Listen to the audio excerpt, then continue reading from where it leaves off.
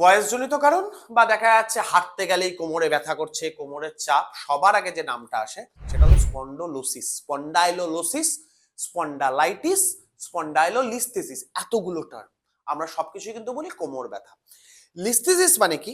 এই যে দুখানা আছে, যদি একটার উপর একটা স্লিপ করে যায়, মানে ধরুন আমার এই যে এইখানে যে ভার্টিব্রি গুলো আছে, যদি একটার উপর একটা স্লিপ করে যায়, একটা সামনে একটা পিছন দিকে এরকম হয়ে যায়, সেক্ষেত্রে পরে আমার যে এখান দিয়ে যে নার্ভটা, এই যে প্রতিটা জায়গাতে দেখো নার্ভ গুলো যে বেরোনো দেখানো হয়েছে, নার্ভ গুলোতে এখানে যে নার্ভ রুটটা আছে, নার্ভ রুটটাতে কম্প্রেশন হবে, তার জন্য পেশেন্টের পেইন বাড়বে। তাই লিস্থেসিস এটা।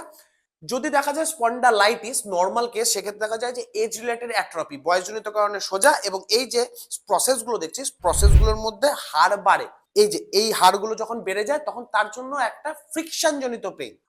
আর একটা ক্ষেত্রে কি হচ্ছে, কোনো সাডেন থ্রাস্ট ইনজুরির ক্ষেত্রে, সাডেন থ্রাস্ট ইনজুরির ক্ষেত্রে কিন্তু অনেক রকমের ব্যথা হতে পারে।